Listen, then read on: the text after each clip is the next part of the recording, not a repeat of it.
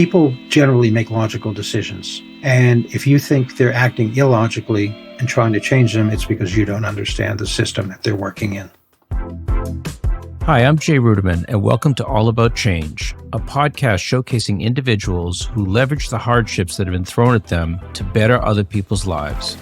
This is all wrong. I say put mental health first, because if you don't... This generation of America has already had enough. I stand before you not as an expert, but as a concerned citizen. Food relief, humanitarian aid, development work. These are phrases we're all familiar with. At face value, these are things that seem to be fundamentally good. But if you look below the surface, they can sometimes be anything but. Development is not an evolution. It's not a revolution. It's something that needs to evolve over time.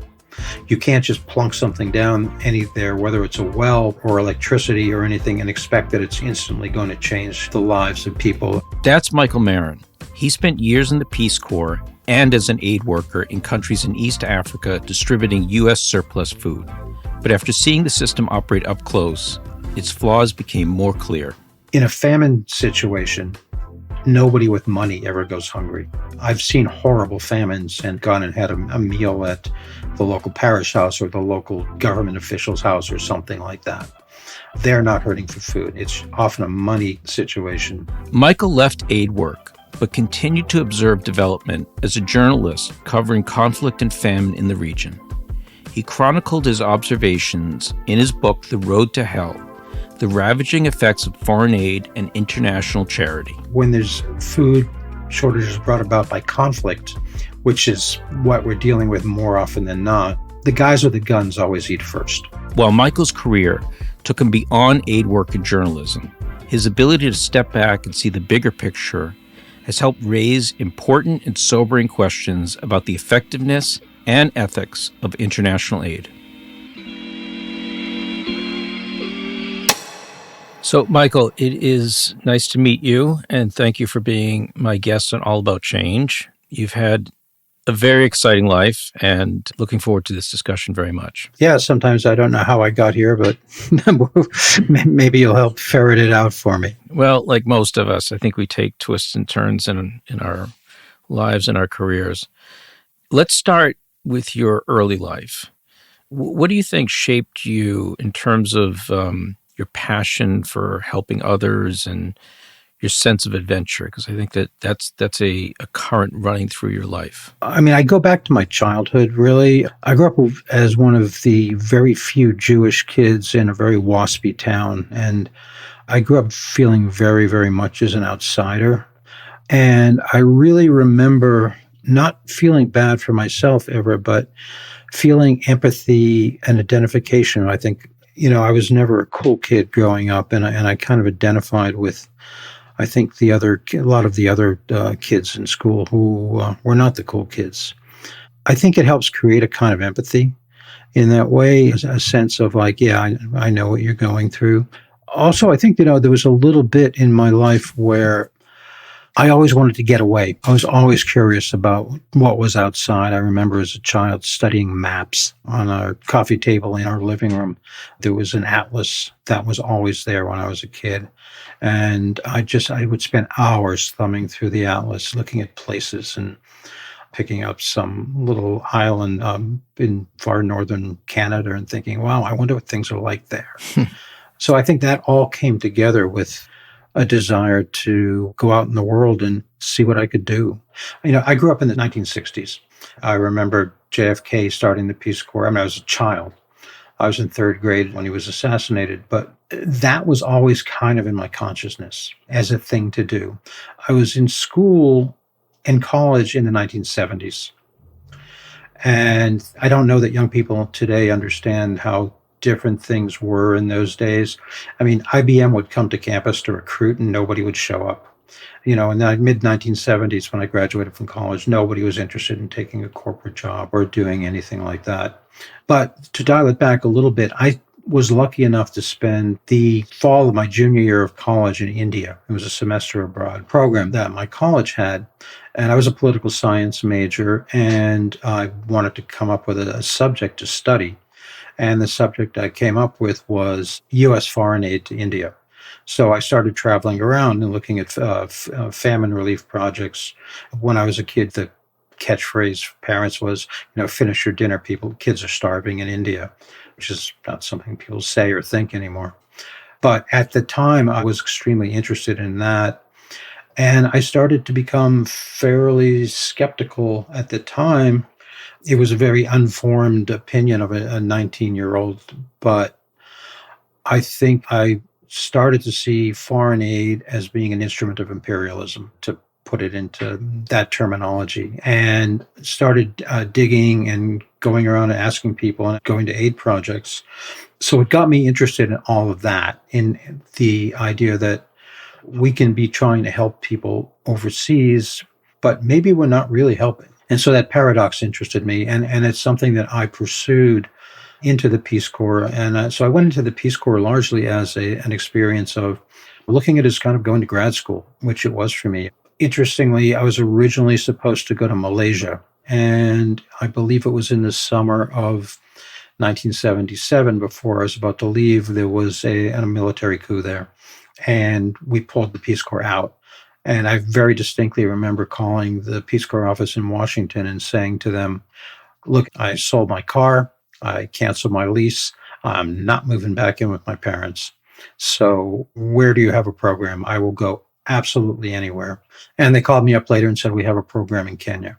I arrived in Kenya, I was 21 years old. I'm teaching English in a rural secondary school, and got a very, very close look at U.S. foreign policy as it played out in a village and foreign aid programs. I'll just give you one example of part of my education, which was being in this village. And I'm thinking, how arrogant is it for the U.S. to send a 21-year-old kid who studied political science and English literature to this village in rural Kenya and expect that I have anything to offer anybody? And I think what happened over the 2 years there was I developed a tremendous amount of respect for the idea that things are screwed up here to a large extent, but people have reasons for doing things.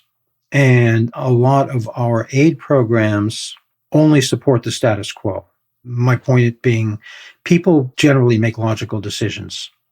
And if you think they're acting illogically and trying to change them, it's because you don't understand the system that they're working in. So sort of my respect for the way people were doing things and the way they were living their lives and the decisions that they were making for their own lives, something that grew over 2 years there as I became very integrated in this little village for 2 years, and then learned to speak the language and made friends, people I'm still friends with. But you talk about seeing yourself as a political pawn, arriving in rural Kenya, a white person teaching in a school, supplies showing up at the school, and then immediately being absconded by the headmaster to build a shop in town.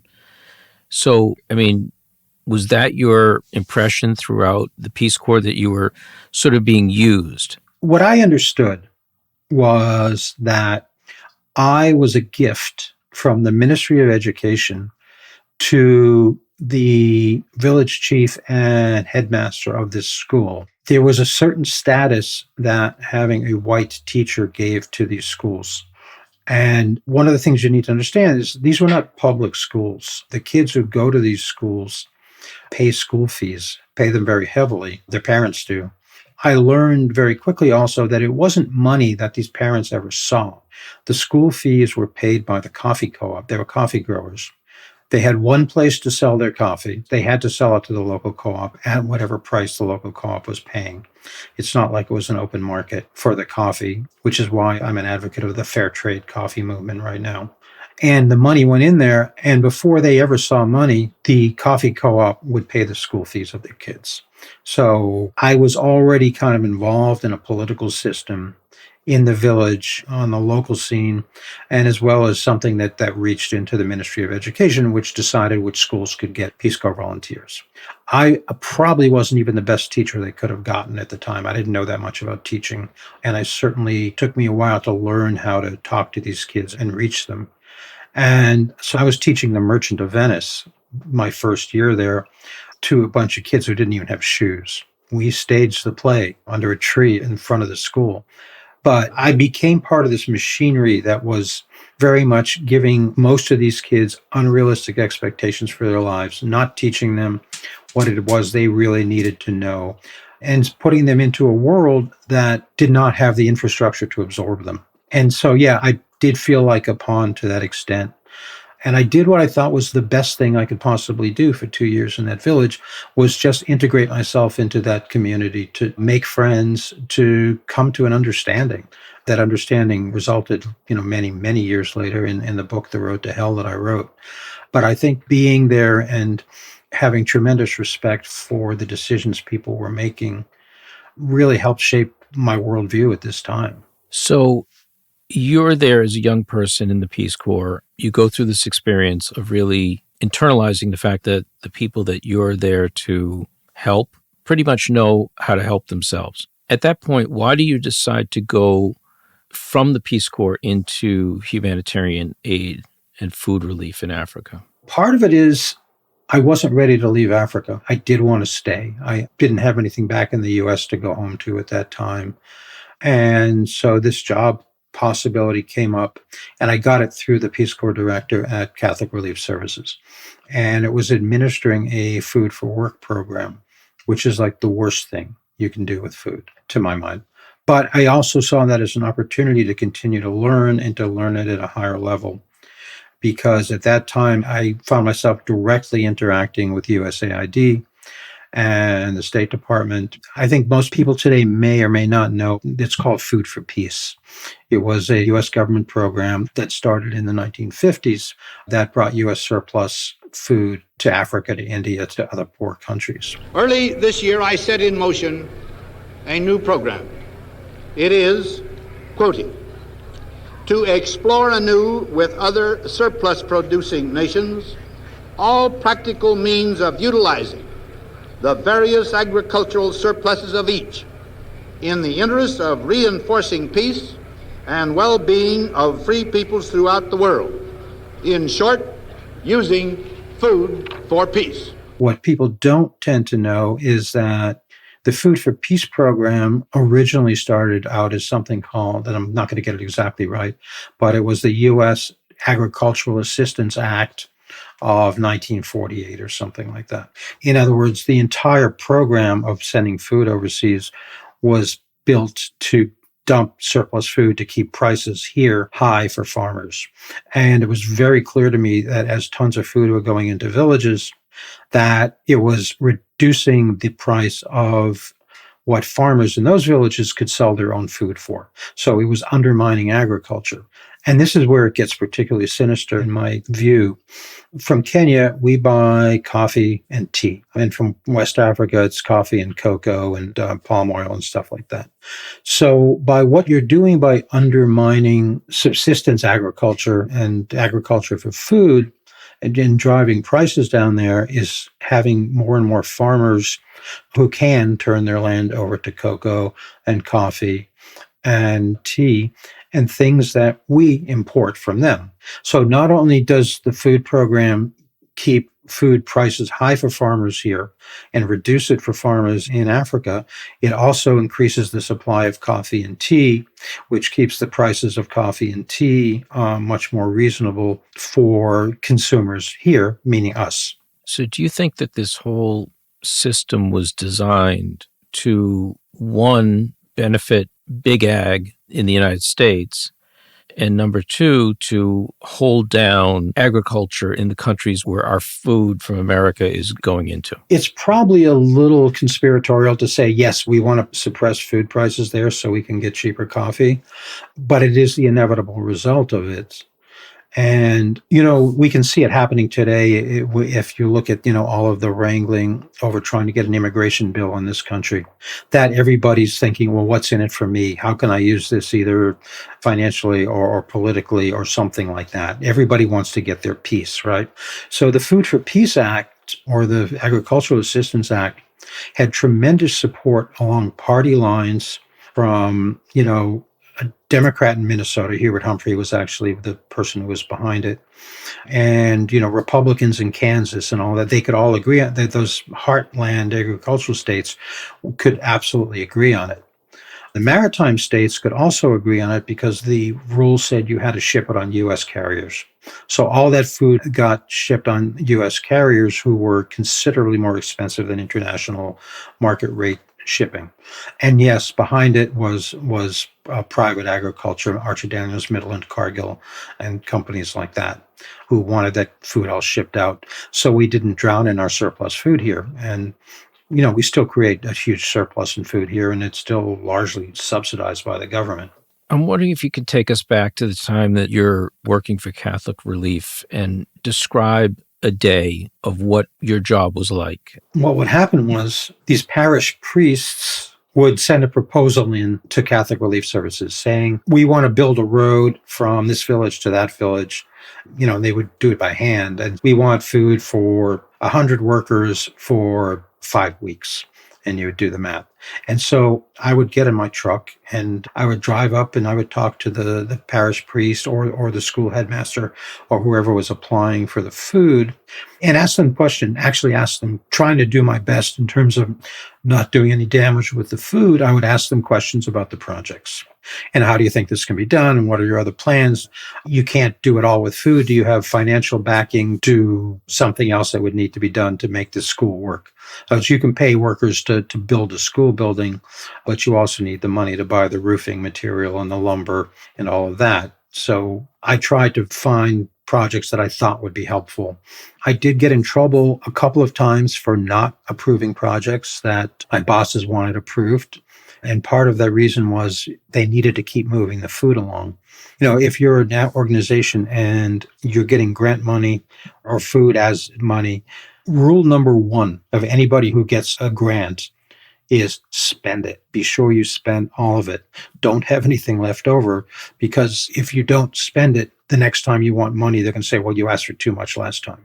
So I was under tremendous amount of pressure to keep the food moving out of there. I mean, I understood at the time what was going on, but I did my best to make sure that I did as good a job as I could with it all in terms of not doing any damage to people. But ultimately, that's what my book was about. And I think it changed. It changed a few things later on down the line. I think people started to understand that there is less food aid being used now than there was then, although I still think it's abused. The flip side of that is relief food. When I went on the road, I did a lot of lectures about this, and I did at universities and whatnot. And people would say, well, what are we supposed to do? Let people starve? And I said, you have to make a differentiation between food that is put into a famine situation and food that is just simply being dumped into places with all of these other programs that people, aid organizations were cooking up programs to use food. That's where Food for Work came from. Relief is different and it's sticky in its own way. And whether you're talking about what's going on in Somalia and Sudan right now, or Gaza, or any place like that, I don't think we do a lot of deep thinking when it comes to any of those situations. But I've got two principles when I'm talking about this that I always bring up. One is, in a famine situation, nobody with money ever goes hungry. I've seen horrible famines and gone and had a meal at the local parish house or the local government official's house or something like that. They're not hurting for food. So it's not always a food shortage situation. It's often a money situation. And the second part of it is when there's food shortages brought about by conflict, which is what we're dealing with more often than not, the guys with the guns always eat first. And I saw this in Goma during the Rwandan genocide and all of that feeding the hungry, feeding the refugee is also always, and every time I've ever seen it, feeding the problem by supplying food and resources that get used first and foremost by the militant groups that are usually behind the famine to begin with. So I want to talk about relief organizations, Catholic Relief, CARE, Save the Children, any of these organizations. And you make the point that they're not really charities. Can you talk a little bit about what you mean by that? Let me make one thing clear first, and that is I haven't been face-to-face with this in a very long time. And there have been changes since then. But my overall point at the time, and it still stands today, is that these groups are largely U.S. government contractors. or UN contractors. That is, the money that you donate or that kids donate from dropping coins into boxes or whatever that goes to any of these organizations only accounts for a fraction of their budgets. And where their budgets come from, for the most part, is aid and development contracts. So as subcontractors doing a project for the U.S. government, you're essentially doing something that's in furtherance of U.S. government foreign policy. The U.S. is not going to support a project that undermines an oppressive government that we're backing. So, and that it's not just the U.S., it's the EU and other groups as well. And the point I tried to make is that most of the problems in these poor countries come from bad leadership, from corrupt leadership, from self-serving political interests in other countries, whose main goal is they may have altruistic motives, but job number one for them is take care of themselves and keep themselves in power. And so you are always feeding the status quo. Aid work that comes through U.S. governments is not feeding a revolution. It's not feeding any kind of subversive activity that might really be what is needed in a certain country. And in my experience in Africa, has always been that the poverty and the corruption comes from the top down. And so the government in any one of these countries is not going to allow you to operate there as a charity if you're doing things like really educating kids about the reasons for poverty, really educating kids in anything that the government finds is undermining their basic stability. So you're supporting the status quo. There's no way that aid organizations can get around that. How is famine used? And you've seen famine in your time in Africa as a journalist and as an aid worker. How is that used for political purposes? And what I'm trying to wrap my head around is you see pictures, and obviously some of these organizations will show pictures of the starving babies who are starving, but then you say, look at the wider view of the camera, and not everyone in that area is starving. Can you just walk me through that and help me understand what that looks like and how it's used? Famine causes the movements of people. It causes refugee movements. It causes people to pick up their belongings and head to a place where there's food. That mass movement of people becomes political, and it's used in different ways. Those of us who are old enough remember, We Are the World, and sending all of that money to Ethiopia, and all the money that was raised by Bob Geldof and Michael Jackson, everybody's singing that song.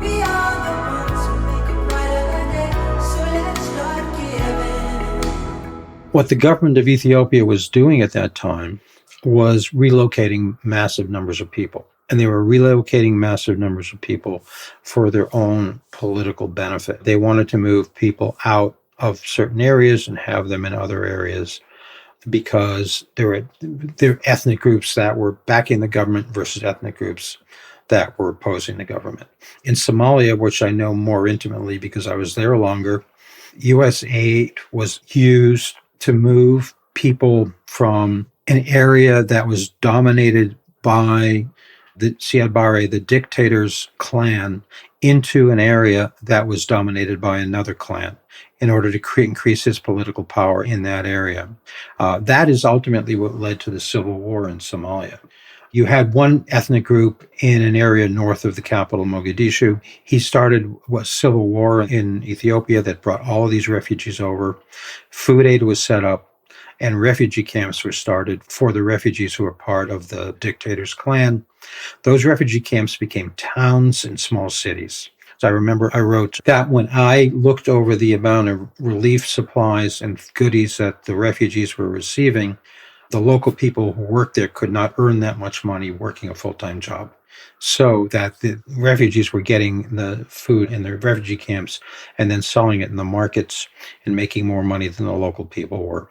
So it established one ethnic group in an area held by another ethnic group. Same thing had happened in Ethiopia. And that's how it's used. That's one political usage of famine.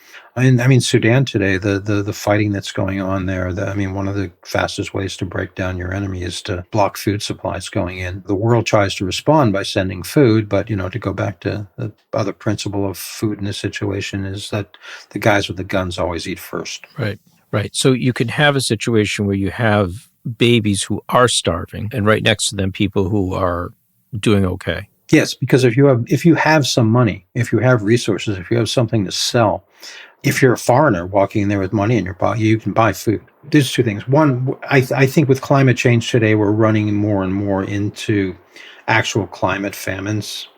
But if we gave people money instead of food during a famine time, people who had food would find a way to get it into them to sell it to them. I'm not a raging capitalist in that way, but it's a situation where I think capitalism and trust that people make logical decisions about what to do with their resources, I think that comes into play in that situation. Your book, The Road to Hell, is a seminal volume that really looks at the damage that NGOs do in Africa. In one story that you wrote about, it struck me about laying down pipes, building pipes, and with the intention of bringing clean water and helping the area where the pipes are being laid, and how 10 years later, it has the exact opposite effect. And people are back, drinking dirty water out of the river. Can you talk a little bit about that example and how good intentions are used in a way that ultimately don't help people? Doing things for people as opposed to supplying them the resources to come around to doing them for themselves is the difference of what I'm talking about here. That's kind of a case study that's been done over and over in terms of the water in the wells. And one is, if you start putting in pumps and wells, if you don't train people to repair them and have the resources to continue to repair them, then suddenly after 10 years, you have a bunch of people who aren't used to walking to the river. There's broken windmills all over the place that people put in windmills for pumping water. And then those people go away, and the local people in the village, the windmill came from some company in Oklahoma or something, then it breaks and they have no access to the resources to fix it. I think one of the examples I gave in my book, though, was a situation where actually giving somebody water can destroy their lives. And the story I told, and it's a real story, and I saw it happen, is that there was a group that started putting wells into the desert so people could get clean water. And what happened was, yes, people did that, but they also brought their cattle to the wells to feed their cattle. And what I get into is, cows need to drink every day, and goats can drink every 3 days, and a camel can drink every 8 days or something like that. But as the circumference around the well increased, cattle started to die, because when they had access to the water, it gave them the ability to have more cattle, because more of them lived. So that resources and development, I really believe, need to come incrementally. I'll give you one other quick example. Northwestern Kenya, there's a big lake called Lake Turkana that was, when I was there, was full of fish, and there were local fishermen around there. And someone decided they were going to make it easier for the local fishermen to sell their fish and maybe make some money and kind of build up an economy. So they started creating roads that went down to the south. And what happened was not that the fishermen around the lake, were able to then take all their fish south to market. It's that the people in the southern part who had cars and refrigeration cars and were much more sophisticated used those roads to go north and get the fish from them there. And they fished out the lake. Development is not an evolution. It's not a revolution. It's something that needs to evolve over time. You can't just plunk something down there, whether it's a well or electricity or anything, and expect that it's instantly going to change the lives of people. I think people need to come around to certain things. Pushing roads through things has been one of the most destructive things that have happened in Africa, not because it hasn't helped the poor people in certain areas. It's allowed the people from wealthier areas to come and exploit them. So 25 years after The Road to Hell was released, what do you think is the lasting impact of the book? Well, a couple of things have happened from it. One is CARE announced some years ago, and they were one of the biggest, if not the biggest, private distributor of U.S. food aid, that they would stop doing that they would stop subsidizing their work with food. And I think that has been a huge step forward. The other thing I criticize in my book that also no longer exists is child sponsorship through like Save the Children and stuff like that. Where you would pay $20 a month and you would have your child and your child would write you letters and all of that. And I talked about the cost of actually administering a program like that and the fact that it actually was a money loser for these organizations. And I think the way I described it was a good way to do public relations and raise money. It was not a good way to do development. Save the Children does not do that anymore. And I don't know if I can take credit for that in any way, but I came down pretty hard on them based both on their practices, their money-raising practices, and what I saw them doing on the ground in Somalia and Goma for the Rwandan refugees.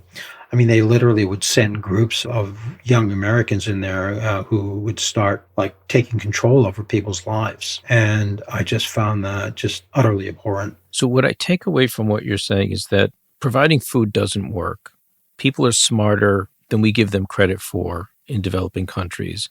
And what would really help them is to provide them the resources, financial resources, to let them improve their lives in the best way that they know how to do it. Yes. And that almost all of these countries have a serious government corruption problem.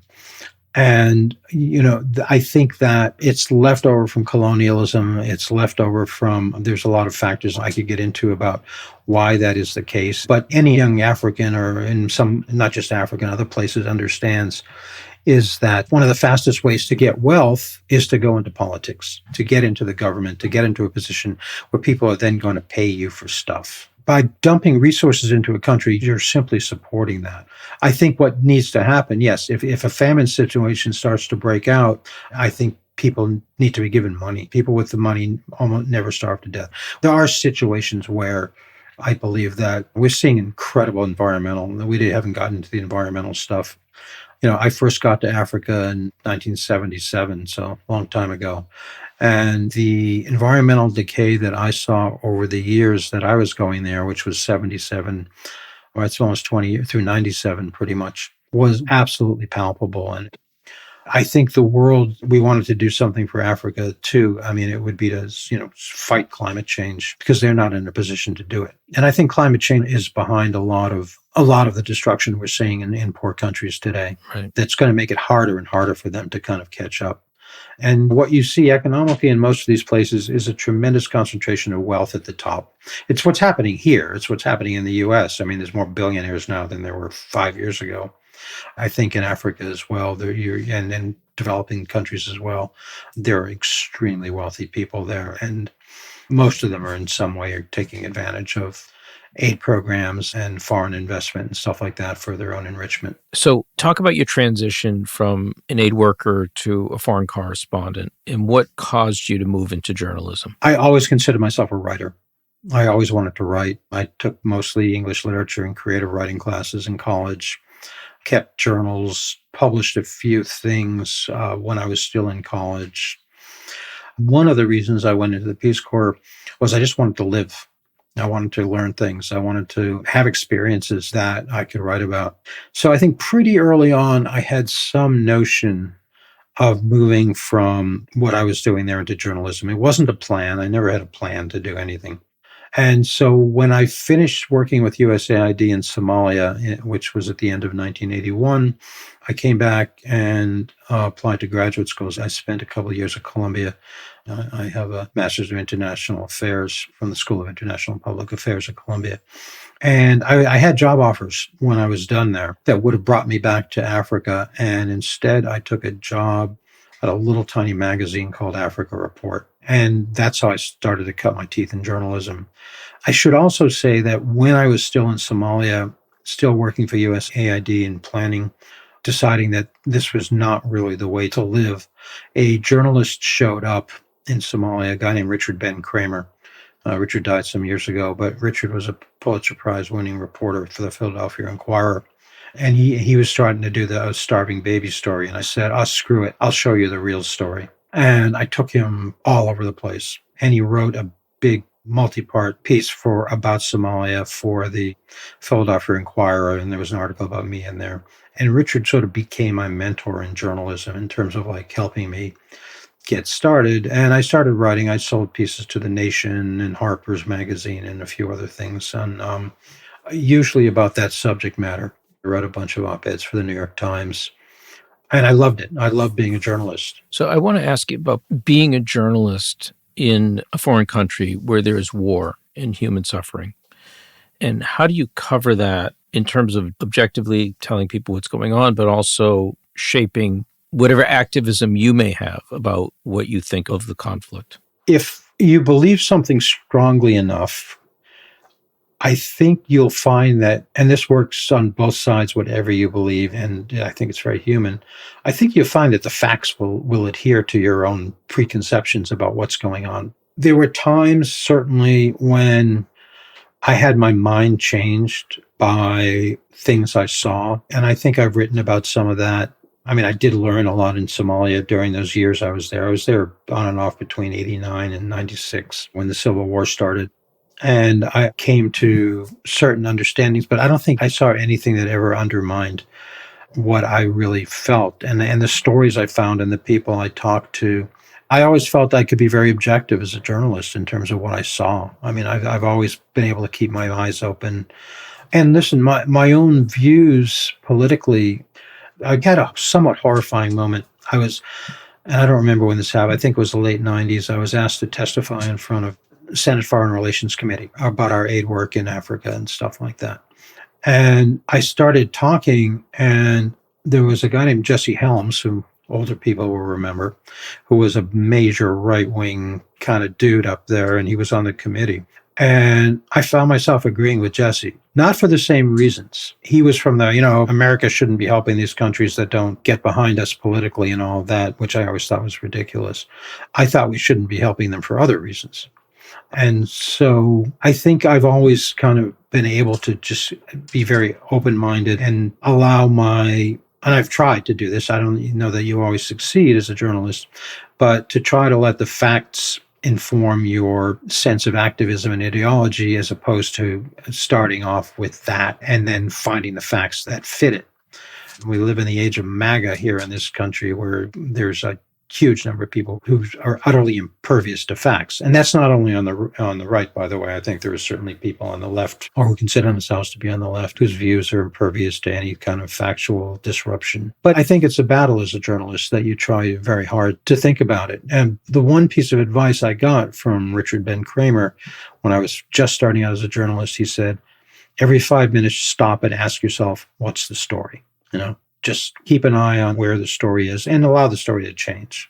So let's talk about journalism a little bit, because journalism has changed drastically since the time you were a foreign correspondent.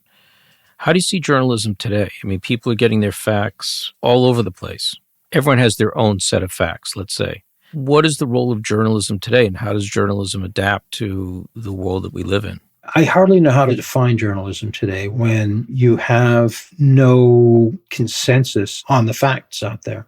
And, journalists, or people who call themselves journalists, seem extremely, willing to utterly lie. And to create the facts or the idea of alternative facts to me is absolutely horrifying. And honestly, I'm very glad that I'm not working as a journalist right now. And one of the things about foreign journalism that has changed a lot. When I was based in East Africa, there was a building that and you could walk down the corridor, and there was the Los Angeles Times and the Chicago Tribune and the Boston Globe and the New York Times and CNN and Agence France Presse and the Guardian and the Times of London. And in various offices, all these people were there. Time and Newsweek had their own correspondents in these places. And so you got all of this information. Right now, people are generally relying on local people at the scene, things, that come across to them on Twitter, press releases from parties in the wars, because they don't have enough people on the ground actually, observing and writing what's going on. And I think that's a shame. Nationals in these countries aren't bad journalists, but one of the reasons you want an American, or British or French correspondent in some other place is that if I'm a local correspondent with my family and my kids over there, you've got to be very careful about what you say. You can't afford to tell the truth all the time. And some of the people I know who did that are no longer live in the countries where they're from. So there really was a role for foreign correspondents for a long time.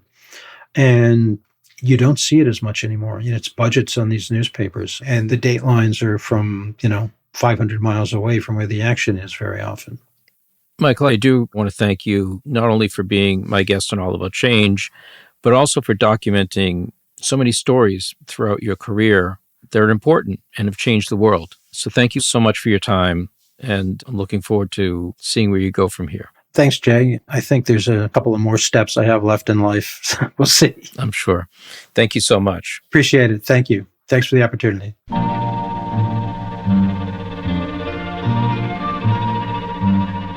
Michael's career is one that's taken plenty of twists and turns, but his journey reminds me of the power of storytelling. We can affect change through books and journalism by drawing attention to injustices and hypocrisy. And we can use storytelling to help us understand the bigger picture and choose what role we'd actually like to play. That's it for today's episode.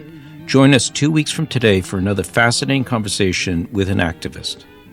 Today's episode was produced by Rebecca Chasson, with story editing by Yochai Tal and Mijan Zulu. To check out more episodes or to learn more about the show, you can visit our website, allaboutchangepodcast.com. If you like our show, spread the word, tell a friend or family member, or leave us a review on your favorite podcasting app. We'd really appreciate it. All About Change is produced by the Ruderman Family Foundation in partnership with Pod People. That's all for now. I'm Jay Ruderman, and we'll see you next time on All About Change. Au revoir, but not good.